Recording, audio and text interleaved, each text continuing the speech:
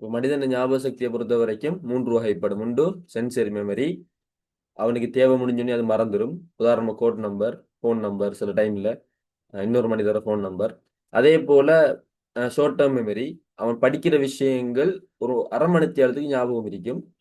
அதுக்கு பிறகு எல்லாருக்கும் மறந்துடும். சில நாங்க ஞாபகம் இருக்குன்னு நினைச்சிட்டு இருப்போம். ஆனா 50%, 60% எங்களை விட்டு அது மறந்துட்டே இருக்கும். திருப்பி ஒரு நாளைக்கு நினைச்சு பார்க்கும்போது தான் எவ்வளவு விஷயங்கள் மறந்துட்டு எங்களுக்கு விளங்கும். அடுத்தது long term memory. Long term மெமரியில நாங்க ஒரு விஷயத்த படிச்சோம்னு சொன்னா, அது எங்களுக்கு வாழ்க்கை ஃபுல்லா நீண்ட நாளைக்கு ஞாபகத்துக்கு இருக்கும். இதுல எங்களோட வாழ்க்கையை நாங்க எடுத்து பார்த்தோம்னா, நாங்க ஈடுபடுற சில விஷயங்கள் எங்களுக்கு சென்சரி மெமரிக்குள்ள போகுது. நீங்க ஒரு 3 பக்கெட் ஒரு 3 பாத்திரம் இருக்குன்னு கற்பனை பண்ணுங்க. 3 பாத்திரம் இருக்குது. ஒரு பாத்திரம் சென்சரி மெமரி. சில விஷயங்கள் அதுக்குள்ள போடுறோம். போட்டு ஒரு 10 செகண்ட், 5 செகண்ட்ல அது காணாம போகுது. இன்னொரு பக்கெட் இருக்கு. அது என்ன? Short term memory. அதுக்குள்ள நாங்க ஒரு விஷயத்த தூக்கி போடுறோம். அது ஒரு 1/2 மணி நேரம் இருந்து காணாம போகுது. கொஞ்சம் கொஞ்சமா காணாம மறைஞ்சு போகுது.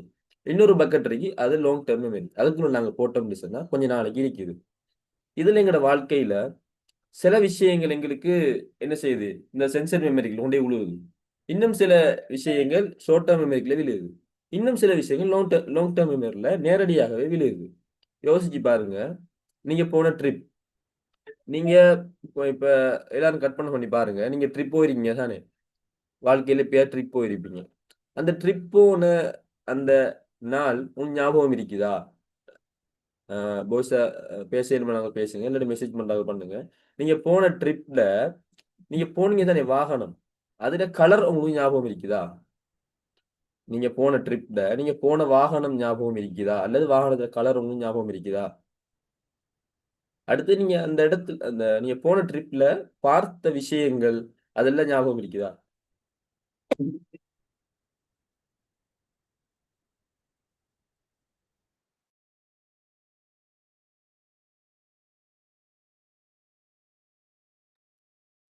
சரி, அடுத்த கேள்வி. நீங்க பாடல்கள் கேட்டிருப்பீங்க. இஸ்லாத்த பொறுத்தவரைக்கும் என்ன இஸ்லாமியர்களுக்கு சொல்லிக் கூறுறேன். இசைங்கிறது ஹராம். அது எப்படி எங்கட ஞாபக சக்திய குறைக்குது, எப்படி கவனத்த திசை திருப்புது, ஃபோக்கஸ் இல்லாம ஆக்குதுன்னு நான் உங்களுக்கு பிறகு சொல்லித் தருவேன். ஆனா, நான் ஒரு உதாரணத்துக்கு சொல்றேன். நாங்க என்ன செஞ்சிருப்போம்? பாடல்கள் கேட்டிருப்போம். சில டைம்ல எங்கட மொழி அல்லாத வேற பாடல்கள் கேட்டிருப்போம். இதெல்லாம் எங்களுக்கு ஞாபகம் இருக்குத்தானே இப்ப வரைக்கும். நாங்க ஒருக்கா 2 தரம் தான் கேட்டிருப்போம். ஆனா, அதுல ஏதோ ஒரு வரி எங்களுக்கு ஞாபகம் இருக்குது. அப்படித்தானே? நாங்க கேட்ட பாடல்கள் அல்லது நாங்கள் பார்த்த திரைப்படங்கள் எங்களுக்கு ஞாபகம் இருக்குது. அப்படித்தானே? இல்லாட்டி உங்களுக்கு மறந்துட்டா? ஞாபகம் இருக்குதா? இல்ல பார்த்த எதுவுமே ஞாபகம் இல்ல. எல்லாம் மறந்துட்டா அப்படியா?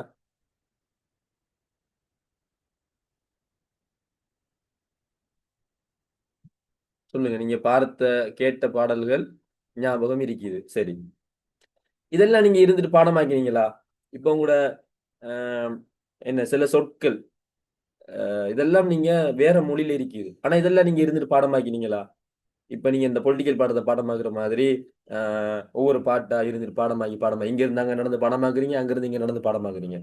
வீட்டார்கள் கேட்கறாங்க, "என்ன செய்றீங்க?" "நான் பாட்டு பாடமாக்குறோம்." இப்படி எப்பயாவது சொல்லியிருக்கீங்களா? நடந்திருக்குதா? நீங்க ஒரு முறை கேட்ட உடனே, அது என்ன செய்யுது? உங்களோட லாங் டெர்ம் மெமரில கொண்டு விழுது. விழுந்து, அது உங்க வாழ்க்கையில எப்பவுமே ஞாபகம் இருக்குது. நீங்க ஒரு படம் தான் பார்க்குறீங்க. இஸ்லாத்த பொறுத்தவரைக்கும் அது ஹராம். நீங்க ஒரு படம் தான் பார்க்குறீங்க. ஆனா என்ன நடக்குது? ஒரு 5 வருஷத்துக்கு பிறகு கேட்டாலும் உங்களுக்கு ஞாபகம் இருக்குது. இப்ப நான் கேட்கிறேன், இன்றைக்கு என்ன கிழமை? இன்றைக்கு மண்டே, டியூஸ்டே, வெட்னஸ்டே. புதன்கிழமை. சரி. நேத்து என்ன என்ன கிழமை? செவ்வாய்க்கிழமை. போன செவ்வாய்க்கிழமை சாப்பிட்ட கறிய உங்களுக்கு ஞாபகம் இருக்குதா? நீங்க சாப்பிட்டீங்க தானே வீட்ல கறி. அதுல இந்த செவ்வாய்க்கிழமை இல்ல. போன செவ்வாய்க்கிழமை சாப்பிட்ட கறி உங்களுக்கு ஞாபகம் இருக்குதா? ஞாபகம் இல்ல. சரி, இல்ல. இப்ப நான் சொல்றேன். ஒரு 5 வருஷத்துக்கு முன்ன நீங்க ஒரு திரைப்படம் பார்க்குறீங்க. அந்த திரைப்படத்துல நான் ஒரு படத்துல பேர சொல்லி, உங்களுக்கு புடிச்ச நடிகரோட படம் ஒண்ணு. பேர சொல்லி, அந்த ஒரு கட்டத்த சொல்லி, அதுல என்ன கலர் ஷர்ட் போட்டிருந்தாரு அப்படின்னு கேட்டா, உங்களால சொல்ல இயலுமா இருக்குமா? இந்த கட்டத்துல அவர் என்ன டயலாக் பேசினாரு? இந்த கட்டத்துல அவர் என்ன ஷர்ட் போட்டிருந்தாருன்னு அப்படின்னு உங்களுக்கு சொல்ல இயலுமா?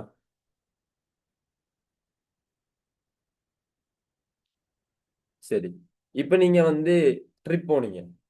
நான் கேட்டேன் உங்கள்ட்ட ட்ரிப்ல உங்களுக்கு ஞாபகம் இருக்குதாண்டு. நீங்க எல்லாரும் ஓம் ஞாபகம் இருக்குன்னு சொன்னீங்க. அப்ப நான் கேட்கிறேன், போன செவ்வாய்க்கிழமை உங்களுக்கு சாப்பிட்ட கறி ஞாபகம் இல்ல. ஆனா நீங்க 5 வருஷம் ஒரு 10 வருஷத்துக்கு முதல் போன ட்ரிப் உங்களுக்கு ஞாபகம் இருக்குது. அப்படின்டா, நீங்க போன ட்ரிப் வந்து நேரடியாவே லாங் டெர்ம் மெமரில விழுந்திருக்குது. அந்த பாத்திரத்துல. ஆனா நீங்க சாப்பிட்ட கறி சென்சரி மெமரிலயோ, ஷார்ட் டெர்ம் மெமரிலயோ விழுந்திருக்குது. இதே மாதிரி நாங்க படிக்கிற விஷயங்கள் எல்லாம் இப்ப நான் உங்களுக்கு கிளாஸ் எடுத்துட்டு இருக்கேன். நீங்க கேட்கிறது அப்படியோ லாங் டெர்ம் மெமரில விழுந்தா எப்படி இருக்கும்? எக்ஸாம்க்கு நாங்க எழுதிட்டு வரையில. திருப்பி நாங்க படிக்கவும் தேவையில்ல, ஒண்ணும் செய்ய தேவையில்ல. எனவே, இத என்ன செஞ்சாங்கன்னா, உளவியலாளர்கள் ஆராய்ச்சி செஞ்சு கண்டுபிடிச்சிருக்கிறாங்க. நாங்க படிக்கிற ஒரு விஷயத்த நேரடியா எப்படி லாங் டெர்ம் மெமரி கொண்டு போற அப்படின்னு சொல்லி. இப்படி நாங்க லாங் டெர்ம் மெமரி கொண்டு போற அந்த செயற்பாட பொறுத்தவரைக்கும், அது எப்படிங்கிற விஷயத்த நான் உங்களுக்கு இந்த கிளாஸ்ல ஒவ்வொரு இதுல சொல்லித் தருவேன். இப்ப நான் சொன்னேன் உங்களுக்கு, நீங்க ட்ரிப் போனீங்க அப்படின்னு சொல்லி. பாருங்க பொதுவா மனிதன பாருங்க. ஆ இப்ப என்ன ஒரு மனிதன் வந்து வழமையா ஒரு 8 மணி, 9 மணிக்கு எழும்புறவரா இருப்பாரு. அவர் அம்மா வந்து எவ்வளவு ட்ரை பண்ணாலும் அவர் எழும்ப மாட்டாரு. ஆனா, நாளைக்கு அடுத்த நாள் அவருக்கு பிடிச்ச ஒரு நிகழ்வு இருக்குது. உதாரணம் ஒரு ட்ரிப் போறோம் அப்படின்டா, அவரு நேரத்தோட எழும்பி ஒரு 4 மணி, 3 மணிக்கு அவரே எழும்பி, அவர அம்மாவ எழுப்புவாரு. அம்மா சொல்லுவாங்க, "இன்னும் டைம் இருக்கு தூங்குன்னு" சொல்லி. அப்ப ஏன் அவரு நேரத்தோட எழும்பினாரு? எழுந்தது மட்டுமில்லாம, அந்த ட்ரிப் அவர் போகும்போது, அவரு மேல ஏறுவாரு, அங்க போவாரு, இங்க போவாரு, உடம்பெல்லாம் வலிக்கும். ஆனா அதெல்லாம் அவரு பொருட்படுத்த மாட்டாரு. பொருட்படுத்தாம, அவருக்கு பசி விளங்காது, தாகம் விளங்காது, எதுவும் விளங்காது. எல்லாத்தையும் முடிச்சுட்டு வருவாரு. யோசிச்சு பாருங்க. எங்களுக்கு புடிச்ச ஒரு செயல நாங்க செய்யும்போது, எங்களுக்கு பசி விளங்காது. உடம்பு வலி விளங்காது. ஒன்றுமே விளங்காது. பாய்ஸ பொறுத்தவரையும் விளையாட போறது. அவங்க விளையாடும்போது, இப்ப ஜிம்முக்கு போறது. ஜிம்முக்கு போய் பல கிலோ வெயிட்ட தூக்குவாங்க. அ செய்வாங்க. உடம்பெல்லாம் கடுமையா வலிக்கும். ஆனாலாம் பொருட்படுத்த மாட்டாங்க. வீட்ட வந்தாங்கன்னு சொன்னா, தூங்கும்போது தான் எல்லாமே அந்த வலி விளங்கும். ஆனா உம்மா கூப்பிட்டு, "மகனே என்ன எங்கட வீட்ல கொல்லிகள் இருக்குது. அத கொஞ்சம் தூக்கி அங்கல வைங்க" அப்படின்டா, அவரு கையெல்லாம் வலிக்கும். அவரு ஜிம்ல போய் இரும்ப தூக்கினாரு. ஆனா இங்க உம்மாட கொல்லிய தூக்குறது கையெல்லாம் வலிக்கும். அப்ப நாங்க ஒரு விஷயத்த வந்து ட்ரிப் போன்ற விஷயங்கள் வந்து நாங்க நேரத்தோட எழும்புறோம். பசி விளங்குதில்ல, தாகம் விளங்குதில்ல, வலி விளங்குதில்ல. அது நடக்கிறது எல்லாமே லாங் டெர்ம் மெமரில ஞாபகம் இருக்குது. இதே மாதிரி படிப்புக்கும் எங்களால செய்ய இயலும். அதுக்கு ஒரு சின்ன விஷயம் தான் இருக்குது. அத நான் உங்களுக்கு சொல்லி தருவேன். அத செஞ்சீங்கன்டா, நீங்க படிப்பீங்க. உங்களுக்கு பசி விளங்காது, தாகம் விளங்காது, வலி விளங்காது. நேரத்தோட எழும்புவீங்க. ஒரு தரம் படிச்சாலே லாங் டெர்ம் மெமரிக்கு போயிடும். சரியா? அந்த வேலைய நான் வந்து எப்படி இது சொல்லி தரத விட, நான் வந்து உங்களுக்கு ஒவ்வொரு கிளாஸ்லயும் அதுக்குரிய வேலைகள செஞ்சு, அப்படி ஒரு நிலைமையை ஏற்படுத்துவேன். அந்த வகையில தான் இந்த கிளாஸை நான் அப்படி செஞ்சு ஆரம்பிக்கலாம் அப்படின்னு நினைக்கிறேன். அப்படி செஞ்சு ஆரம்பிக்கலாம் அப்படின்னு நினைக்கிறேன். இப்ப என்ன செய்யுங்க அப்படின்னா, நீங்க ஒரு 5 நிமிஷம் நாங்க அதுக்குரிய வேலைகள பார்த்துட்டு போவோம். நீங்க எந்த இடத்துல இருக்கிறீங்களோ, இந்த நேரத்த உங்களுக்கு தெரியும். இது ஒரு காலை பொழுது, அதிகாலை பொழுது. இது வந்து எங்களோட மைண்ட் ஃப்ரெஷ்ஷா இருக்கும். எவ்வளோ கஷ்டமான விஷயத்தையும் இலகுவாக விளங்கிக் கொள்ளும். நாங்க படிக்கிற விஷயங்கள் அதிக நேரம் ஞாபகத்துக்கு இருக்கும். இந்த நேரத்துல படிக்கிறது. எனவே, இந்த நேரத்துல நீங்க வந்து இப்ப வீட்ல இருப்பீங்க. இப்ப நான் சொல்ற மாதிரி செய்யுங்க. நான் உங்களுக்கு இப்போ ஒரு ஒரு சம்பவம் ஒண்ணு அ சொல்லப் போறேன். அந்த சம்பவம் யார்ற அப்படின்னு கேட்டீங்கன்னா, அது உங்களுடைய சம்பவம் தான். நான் உங்கள பத்தியே உங்கள்ட்ட பேசப் போறேன். நீங்க ஒரு 3 நிமிடம் அல்லது 5 நிமிடம் உங்களோட கண்களை மூடி, நான் பேசப் போற அந்த சம்பவத்த நீங்க கற்பனை பண்ணணும். பண்ணி முடிய மெசேஜ்லயோ, மைக்லயோ அத நீங்க எப்படி ஃபீல் பண்றீங்க? அது வந்து ஒரு நல்லா இருக்கும். ஹேப்பியா ஃபீல் பண்றீங்களா? இல்லாட்டி ஒரு சோகமா ஃபீல் பண்றீங்களாங்கிற விஷயத்த நீங்க என்கிட்ட சொல்லணும். சரி. இப்ப என்ன பண்ணுங்க அப்படின்னா, ஸ்டார்ட் பண்ணுவோம். என்ன 5:55 நீங்க என்ன எல்லாரும் கண்ண மூடுங்க. சரியா? நான் பார்த்துட்டு இல்லை தானேன்னு சொல்லிட்டு நீங்க கண்ணை திறந்துட்டு கேளும். ஆனா கண்ணை திறந்துட்டும் நீங்க அதை கற்பனை பண்ணேலும் கண்ணை மூடிட்டு கற்பனை பண்ணீங்கன்னா அது உங்களுக்கு நல்ல பெனிஃபிட்டா இருக்கும். உங்களோட நல்லதுக்கு தானே சொல்றேன். நான் சொன்ன மாதிரி ஏற்கனவே சொன்னேன் தானே அந்த விஷயங்கள், அந்த ஒரு இன்ட்ரெஸ்ட், அந்த என்ன ட்ரிப் போனா எப்படி இருக்குமோ அத மாதிரி படிப்பை மாத்துறதுக்கு தான் நான் அந்த வேலைகளை செய்றேன். சரி, கண்ணை மூடுங்க. இப்ப என்ன நடக்குதுன்னா, நீங்க ஏ லெவல் எழுதிட்டீங்க. நீங்க ஏ லெவல் எழுதி முடிஞ்சு, இப்ப முடிஞ்சு வீட்ல இருக்கிறீங்க.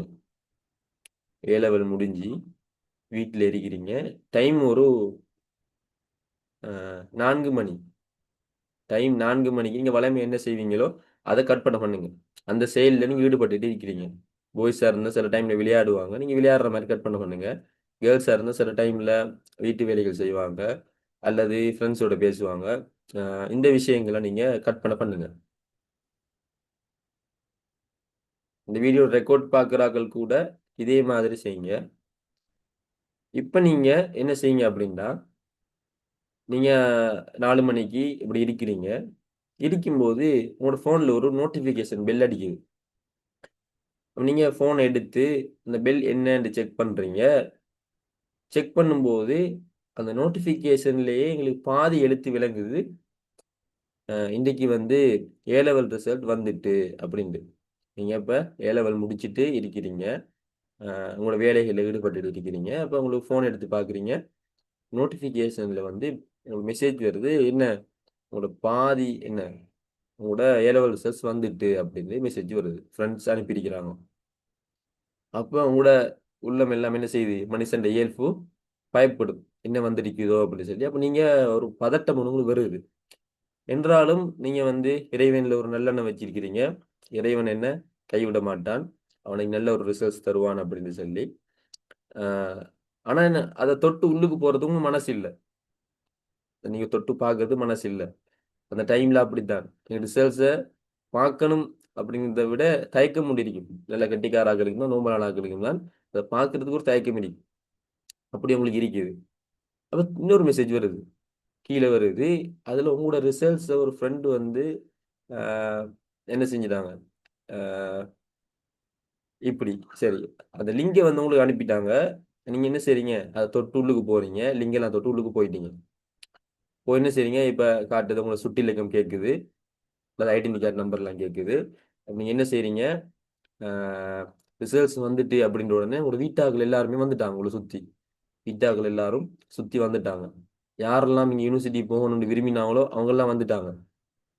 யார நீங்க யூனிவர்சிட்டி போகக்கூடாதுன்னு விரும்பினாங்களோ அவங்களும் அந்த இடத்துல இருக்கிறாங்க. இந்த நேரத்துல நீங்க என்ன செய்றீங்க? உங்களோட இன்டெக்ஸ அடிக்கிறீங்க. அடிக்கும்போது நம்பிக்கை ஒண்ணு இருக்குது. நல்ல ரிசல்ட்ஸ் வரும். இறைவன் இறைவன் என்ன என்ன கைவிட மாட்டான். நல்ல ஒரு எண்ணம் இருக்குது. அந்த இண்டெக்ஸ் அடிக்கிறீங்க. உங்களுக்கு ரிசல்ட்ஸ் வருது. இப்ப கொஞ்சம் கொஞ்சமா ஸ்க்ரோல் பண்றீங்க. பண்ணிட்டு போகும்போது ஃபர்ஸ்ட் பாடம் விளங்குது. அதுல ஏ கூட. அப்போ உங்களுக்கு ஒரு சந்தோஷம். ஆனா 2வது பாடத்த பார்க்குறீங்க. அதுவும் ஏ. அப்ப இன்னும் உங்களுக்கு சந்தோஷம் அதிகரிக்குது. பொலிட்டிக்கல் சயன்ஸ்ல என்ன அப்படின்னு ஒரு ஆவல் ஒன்று வருது உங்களுக்கு. அப்ப அதையும் நீங்க தள்ளி பார்க்குறீங்க. அதுலயும் உங்களுக்கு ஏ ரிசல்ட்ஸ் வருது. என்ன ரிசல்ட்ஸ் வருது? ஏ ரிசல்ட்ஸ் வருது. இத பார்த்த உடனே உங்களோட அப்பா அல்லது வாப்பா என்ன செய்றாங்க? அ அழுகுறாங்க. அழுது அந்த ஆனந்த கண்ணீர்ன்னு சொல்லுவாங்களே, அழுகுறாங்க. உங்களோட உம்மா அழுகுறாங்க. உங்களோட சகோதர, சகோதரிகள் சந்தோஷப்படுறாங்க. டக்குன்னு அந்த ரிசல்ட்ஸ எடுத்து அவங்களோட குரூப், அவங்களோட ஸ்டேட்டஸ் எல்லாத்துக்குமே ஃபார்வர்ட் பண்றாங்க. அ உங்களுக்கு கடுமையான சந்தோஷமா இருக்குது. நீங்க உடனே இறைவனுக்கு நன்றி செலுத்துறீங்க. அ அடுத்தது அப்படி மத்த ஃபிரெண்ட்ஸ் சொல்ற ரிசல்ட்ஸ்ல பார்க்குறீங்க. எல்லாருமே கேட்குறாங்க. உங்கள எதிர்பார்த்துட்டு இருந்த சார்மார் எல்லார்ட்ட கோலும் வருது. எல்லார்ட்டயும் தைரியமா சொல்றீங்க. இந்த 3A வந்திருக்குது. அப்படின்னு சொல்றீங்க. அ எனவே உங்களோட சொந்தக்காரர்கள் எல்லாரும் என்ன செய்றாங்க? உங்களோட வீட்டுக்கு பார்க்க வராங்க. வந்து பொருட்கள்லாம் தந்து உங்கள பாராட்டுறாங்க. யாரெல்லாம் நீங்க வளரக்கூடாதுன்னு நெனச்சாங்களோ, அவங்க கூட ஒரு கட்டத்துல என்ன உன்னால முடியாது, முடியாதுன்னு சொன்னவங்க கூட இறுதியில வெற்றி பெற்றோர்ன்னு என்ன செய்வாங்க? வெற்றில பங்கெடுக்க பார்ப்பாங்க. அப்ப அவங்களும் சொல்றாங்க, எனக்கு தெரியும் உன்னால முடியும் அப்படின்னு சொல்றாங்க. இப்படி ஒரு காட்சி நடக்குது. சரி, இப்ப நீங்க கண்ண தொறங்க. இப்ப நீங்க எப்படி ஃபீல் பண்றீங்க? இன்னும் நடக்கல சரியா? நீங்க கற்பனை பண்ணீங்க. இப்படி ஒரு நாளைக்கு நடக்கும். ம் இறைவன் நாடினால், இந்த ஒரு கற்பனை காட்சிய நீங்க எப்படி ஃபீல் பண்றீங்க? எப்படி இருக்குது இந்த ஒரு சிச்சுவேஷன் உங்களுக்கு?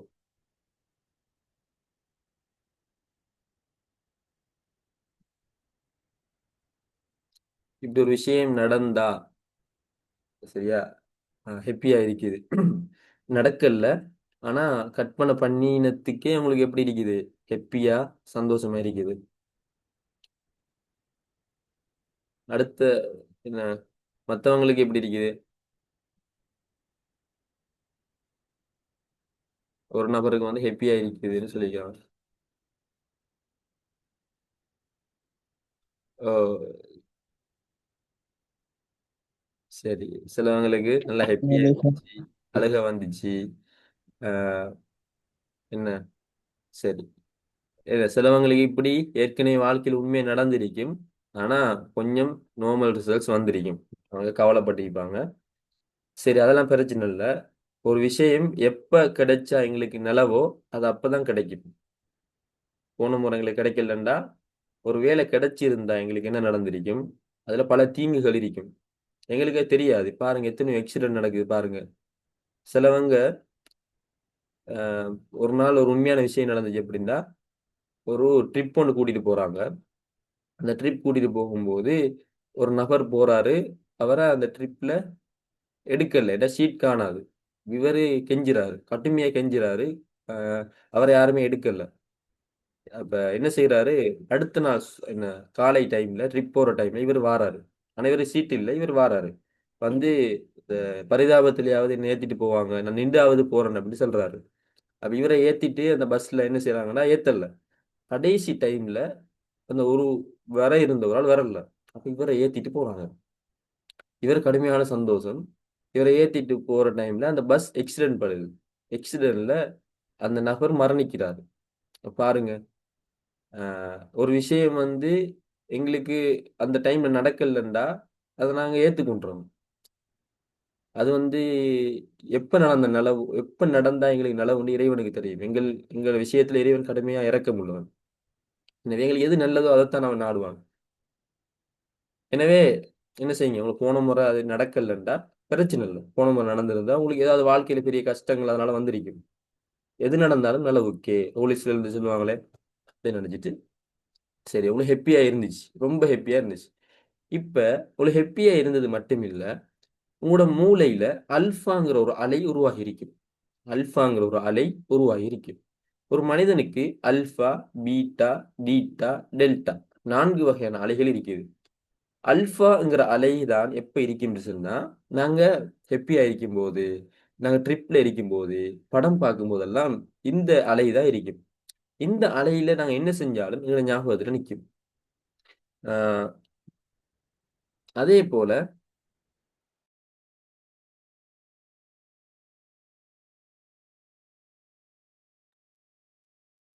சரியா? எனவே தான் இந்த பாடம் ஆரம்பிக்குது முதல் அந்த அல்ஃபா அலைய கொஞ்சம் ஒன் பண்ண நான் ட்ரை பண்ணேன். இப்ப அது ஃபுல்லா ஒன் ஆகாது. நான் ஒவ்வொரு கிளாஸ்லயும் உங்களுக்கு இத மாதிரி ஏதாவது செஞ்சு, என்ன உங்கள மைண்ட் ரீதியா நான் தயார்படுத்தி, நான் இந்த கிளாஸ கொண்டு போவேன். எனவே உங்களுக்கு இப்ப ஹேப்பியா இருந்துச்சு தானே! இதே மாதிரி இந்த நாள் உண்மையா நடக்கணும் அப்படின்னு நீங்க ஒவ்வொரு நாளும் இறைவன பிரார்த்தனை செய்யுங்க. நான் ஏ-லெவல் எழுதும்போது, நான் அடிக்கடி இப்படி நெனச்சு பார்ப்பேன். அடிக்கடி நெனச்சு பார்ப்பேன். அது எனக்கு ஒரு மோட்டிவேஷனா இருந்துச்சு. இத சொல்லுவாங்க, அல்ஃபா நிலைக்கு கொண்டு போறோம்னு சொன்ன ஒரு மனிதன, முதலாவது எந்த இடத்துக்கு போகணும்னு அவனுக்கு சொல்லிக் குடுக்கணும். இப்ப எங்களோட தம்பி ஒரு ஆள் இருக்கிறாரு. அவர்ட்ட நாங்க சொல்லுவோம், என்ன அதான் சொன்னா, "நீங்க வந்து தொழ போங்க" அப்படின்னு சொல்லுவோம். இறைவன தொழ போங்கன்னு சொல்லுவோம். சொன்னா, அவருக்கு அது பாரமா இருக்கும். சின்ன வயசு தானே. அப்ப நான் சொல்லுவேன், "நீ போய் வந்தா உனக்கு கேம் விளையாட தருவேன்." அப்படி சொன்ன உடனே, டக்குனு அந்த இடத்த போய் வருவாரு. அப்ப கஷ்டம் ஃபர்ஸ்ட்டுக்கு நாங்க ஒரு இடத்த காட்டிட்டு, அந்த ஒரு கோல வச்சுட்டு, 2வது கனவு காணணும். அவருக்கு அந்த கேம பத்தி சொன்ன உடனே, அந்த கேம் விளையாடின ருசி எப்படி இருக்குன்னு அவருக்கு தெரியும். அதனால தான் போய் வந்தாரு. அதே போல தான் ஒரு விஷயத்தை நாங்க அடையணும்னு சொன்னா கோலை வச்சுட்டு கனவு காணணும். சொல்லுவாங்களே அந்த அப்துல் கலாம், தூக்கத்தில் காண்பது கனவு அல்ல, தூங்க விடாமல் காண்பதை கனவு. அது இதுதான். இப்ப இந்த கனவு நீங்க தூங்கும்போது கண்ணீங்க உங்களை தூங்க விடுமா?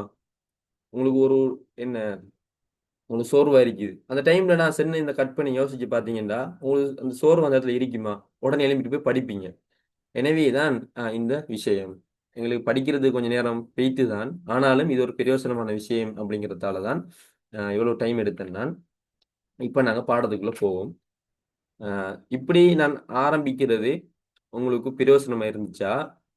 அல்லது நாங்க இத வாய்ஸ்ல WhatsAppல பார்த்துட்டு, இதுல பாடத்த மட்டும் படிப்போமா? கொஞ்சம் சொல்லுங்க. எப்படி ஒரு மோட்டிவேஷனோட ஒரு அ என்ன மைண்ட் ட்ரைனிங்கோட இப்படி ஒரு விஷயத்தோட ஆரம்பிப்போமா? அல்லது இத நாங்க எங்கட ஸ்டடி டிப்ஸ், ட்ரிக்ஸ் குரூப்ல பார்த்துட்டு, இதுல பாடத்த மட்டும் ஆரம்பிச்சுட்டு போவோமா? ஏன்னா இந்த டைம்ல படிக்கணும் அப்படின்னு நீங்க கஷ்டப்பட்டு எழும்பிட்டு வந்திருப்பீங்க. இல்ல, யூஸ்ஃபுல்லா தானே இருக்கு. ஓகே. நல்ல. சரி அப்ப நல்ல. இப்ப நாங்க என்ன செய்ய போறோம்? இப்ப நாங்க அ படிக்க போறோம். 2வது யூனிட்ல நாங்க அரசியல் தத்துவம், அரசியல்ல தத்துவம் அப்படின்னு ஒரு விஷயத்த பார்த்தோம். தத்துவம்னு ஒரு விஷயத்த பார்த்தோம். அப்படின்னா என்ன? நான் ஒரு பாடசாலை உதாரணத்த பேசியிருந்தேன். நடக்கிற பிரச்சனை, கற்பனையில ஒரு தீர்வு கண்டு, அந்த தீர்வை விளங்கப்படுத்துறது. அடுத்தது பார்த்தோம் அரசியல் கருத்தியல் அப்படின்னு பார்த்தோம். அப்படின்னா என்ன? ஒருவர் சொன்னா அது கருத்து. அதே கருத்த, அதே நம்பிக்கைய 1000 பேர் பேசினா, அது ஒரு கருத்து குவியலா மாறி கருத்தியலா மாறும் அப்படின்னு பார்த்தோம். அடுத்த ஒரு விஷயம் பார்த்தா கோட்பாடு. கோட்பாடு அப்படின்னா, ஒரு நடந்த நிகழ்வ, இது எப்படி நடக்குது விளங்கப்படுத்துறது கோட்பாடு. அது நியம கோட்பாடு, என்ன விஞ்ஞான ரீதியான கோட்பாடு இருக்குதுன்னு பார்த்தோம். அடுத்த ஒரு விஷயம் தான் அடுத்த ஒரு விஷயம் தான் என்ன அப்படின்னா, அரசியல் நிறுவனங்கள். சிலவங்கட நோட்ஸ்ல ஒப்பீட்டு அரசியல் முன்னுக்கு இருக்கும். ஆனா அரசியல் நிறுவனங்கள் நாங்க இப்ப பார்ப்போம். அரசியல் நிறுவனங்கள்ல முறைசார் நிறுவனம் ஒரு பகுதி இருக்குது. முறைசாரா நிறுவனங்கள்ன்ற ஒரு பகுதி இருக்குது. அ அதெல்லாம் நாங்க இப்ப பார்க்கிறதுக்கு முதல், அரசியல் நிறுவனம் அப்படின்னா என்னன்னு விளங்கிக் கொள்வோம். அரசியல் நிறுவனம் அப்படின்னா என்னன்னு நாங்க விளங்கிக் கொள்வோம். இப்ப நான் சொல்றேனே, பாடசாலை இருக்குதானே நாங்க ஸ்கூலுக்கு போறோம். இது ஒரு நிறுவனம். பாடசாலை ஒரு நிறுவனம். நிறுவனம்ல எப்படி இருக்கும் அதுல பண்பு? கட்டடங்கள்லாம் இருக்கும். கண்ணால பார்க்க இயலும். அந்த ஸ்கூலுக்கு போனீங்கன்னா, அவங்களுக்கு சில ரூல்ஸ் இருக்கும். இப்படித்தான் முடி வெட்டணும். இப்படித்தான் நீங்க ஆடைகள் அணியணும். இந்த கலர்ல தான் ஆடைகள் அணியணும். இந்த நேரத்துக்கு தான் பாடசாலைக்கு வரணும்னு சில ஒழுங்குகள், சட்ட விதிகள் இருக்கும். சரியா? அவங்களுக்கு இந்த சில பொலிசியில அவங்க இயங்கிக் கொண்டிருப்பாங்க. இதான் ஒரு நிறுவனம். இது மாரி இன்னொரு நிறுவனம் சொல்லலாம் சிறைச்சாலை. சிறைச்சாலை ஒரு நிறுவனம். கட்டடம் இருக்கும். அதே போல அங்க சில ரூல்ஸ் ஒழுங்குகள் இருக்கும். சட்ட விதிகள் இருக்கும். இதெல்லாம் இதான் நிறுவனம். இதே மாதிரி இன்னும் ஒரு 2 என்ன ஒவ்வொரு ஆளும் ஒரு 2 நிறுவனங்கள சொல்லுங்க பாப்போம். பாராளுமன்றம், பாராளுமன்றம். அமைச்சரவை. அது ஒரு கட்டடம் இருக்குது. அங்க என்ன சில சட்டங்கள் இருக்குது. இப்படி இந்த டைமுக்கு வரணும், இப்படி பேசணும். பாராளுமன்றம், அமைச்சரவை. சரி. என்ன ஒரு ஆள் சொல்லிட்டாங்க. மத்தவங்க 2 நிறுவனங்கள டக்குனு டைப் பண்ணி விடுங்க. இல்லாட்டி மைக்ல ஆன் பண்ணி பேசுறவங்க டக்குனு பேசி விடுங்க. உங்களுக்கு தெரிஞ்ச ஏதோ ஒரு 2 நிறுவனம். நீதிமன்றம். நீதிமன்றம் ஒரு நிறுவனம். பல்கலைக்கழகம். பல்கலைக்கழகம். பல்கலைக்கழகம். பல்கலைக்கழகம் ஒரு நிறுவனம். இப்ப நான் இருந்து கொண்டு பேசுறது எங்க தெரியுமா? எங்கட ஹாஸ்டல்ல. எங்க யுனிவர்சிட்டி ஆஃப் ஜஃப்னா ஹாஸ்டல்ல. நீங்களும் வந்து இன்ஷா இறைவன் நாடினால் ஒரு யூனிவர்சிட்டியில இருந்துட்டு உங்களோட பிள்ளைகளை பாடம் எடுக்க இயலும். ஆ, நல்லா படிச்சுக்கோங்க சார். சரி பாடசாலை. இதெல்லாம் நிறுவனங்கள். இப்ப உங்களுக்கு ஒரு நிறுவனம்னா என்னன்னு விளங்கி டக்குன்னு உங்களோட நோட்ஸ் எடுங்க. அதுல அரசியல் நிறுவனங்கள்ங்கிற தலைப்பில அரசியல் நிறுவனங்கள்ல என்ன அப்படின்னு தந்திருக்கிறாங்க. அது டக்குன்னு கொஞ்சம் வாசிங்க. வாசிச்சு விளங்கிட்டா அப்படின்னு சொல்லுங்க. அரசியல் நிறுவனங்கள்டா என்ன? அது முறைசார் நிறுவனம், முறைசாரா நிறுவனத்தை அடுத்தது பார்ப்போம். முதல் அரசியல் நிறுவனங்கள்ல உங்களுக்கு விளங்கிட்டான்னு பாருங்க. ஃபர்ஸ்ட் யூனிட் செகண்ட் யூனிட்ல ஒவ்வொரு வார்த்தையும் எங்களுக்கு நல்லா விளங்கியிருக்கணும். அது நாங்க விளங்காம விட்டுட்டு கடந்து போனோம்னு சொன்னா பின்னுக்கு கஷ்டமா இருக்கும். ஒவ்வொரு வார்த்தையும் தத்துவம்டா என்ன, கருத்தியல்னா என்ன, என்ன கருண்டா என்ன, நிறுவனம்டா என்ன, இதெல்லாம் விளங்கியிருக்கணும். அப்பதான் பின்னால நாங்க படிக்கும்போது எங்களை கற்பனையில சரியா வந்து எங்களுக்கு விளங்கியலுமா இருக்கணும். ஏன் இப்ப இந்த கிளாஸ்ல எத்தனை பேர் வந்திருக்கிறீங்க? 16 பேர் வந்திருக்கிறீங்க. இந்த 16 பேரும் ஏ எடுக்கிறதுக்கு அதிக வாய்ப்பு இருக்குது. 16 பேரும் ஏ எடுக்கிறதுக்கு அதிக வாய்ப்பு இருக்குது.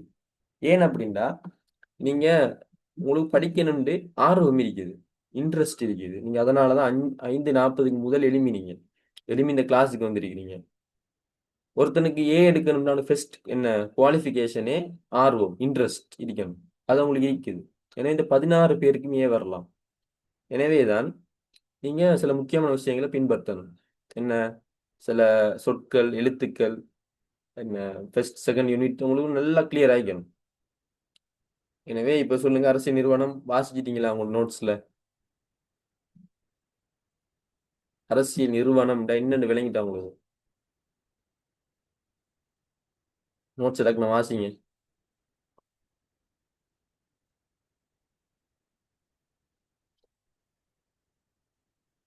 விளங்கிட்டு, ஒரு ஆளுக்கு விளங்கிட்டு.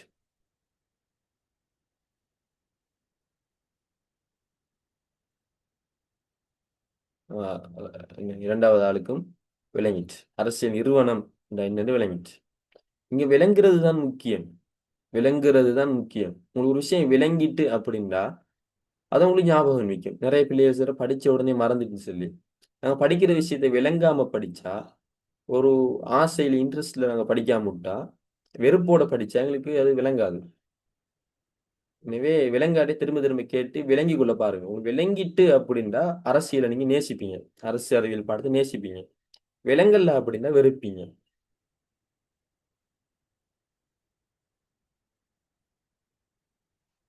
சரி, 3 பேருக்கு வந்து அரசியல் நிறுவனங்கள் விளங்கிட்டு. 4 பேருக்கு விளங்கிட்டு. ஒரு நபருக்கு விளங்கல்ல. ஓகே, பிரச்சனை இல்லை. சரி, நான் இன்னொரு உதாரணம் மூலமா சொல்றேன். நிறுவனம்டா என்ன அப்படின்னா, ஒரு பாடசாலை ஒரு நிறுவனம், சிறைச்சாலை ஒரு நிறுவனம், நீதிமன்றம் ஒரு நிறுவனம், பல்கலைக்கழகம் ஒரு நிறுவனம். நிறுவனம் என்ன அப்படின்னா அதை எங்களால கண்ணால பார்க்க இயலுமா இருக்கும். கண்ணால அதை பார்க்க இயலும். அதுக்குன்னு சொல்லி சில சட்ட விதிகள் இருக்கும், சில ஒழுங்குகள் இருக்குது. பாடசாலை எடுத்தீங்கன்னா அந்த பாடசாலைக்கு நீங்க காலையில எழுப்பிட்டு உள்ள போறீங்க. அப்ப அதுக்கு ஒரு கேட் இருக்குது, அதுக்குன்னு சில ஒரு கட்டடம், பில்டிங் இருக்குது. அங்க போனீங்கன்னா காலையில முஸ்லிம் பாடசாலையில கிராத் ஓதப்படும், வேற வேற பாடசாலைகள்ல அந்த மதத்துக்குரிய சில செயற்பாடுகள் நடக்கும். அப்ப அவங்களுக்குன்னு சொல்லி ஒரு ஒழுங்குகள் இருக்குது. அந்த ஸ்கூலுக்குன்னு சொல்லி சில ஒழுக்க விதிகள், சட்டங்கள் இருக்குது. இந்த நேரத்துலதான் வரணும், இப்படித்தான் முடி வெட்டணும், இப்படித்தான் ஆடை போடணும், இப்படி எல்லாம் காணப்பட்டா அது ஒரு நிறுவனம் என்று சொல்லுவோம். இந்த அடிப்படையில பார்க்க போனா என்ன வேறொரு விஷயம் சொல்ல போனா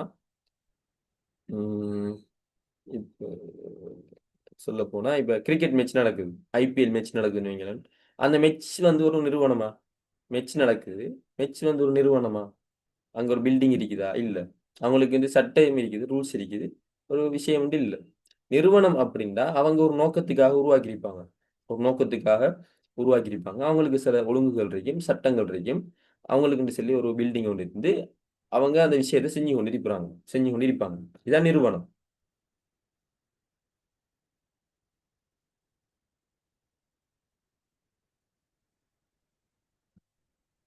சரியா? அடுத்தது நாங்க பார்ப்போம். இதுல உங்களுக்கு விலங்கல் அணி பிரச்சனை இல்லை. நான் முறைசார் நிறுவனம் என்று பேசும்போது விளங்கிடும் உங்களுக்கு. சரி, முறைசார் நிறுவனம்டா என்ன, முறைசாரா நிறுவனம்டா என்னன்னு பார்ப்போம். இந்த சொல் நல்லா விளங்கி கொடுங்க. முறைசார், முறைசாரா. முறை அப்படின்னு என்ன?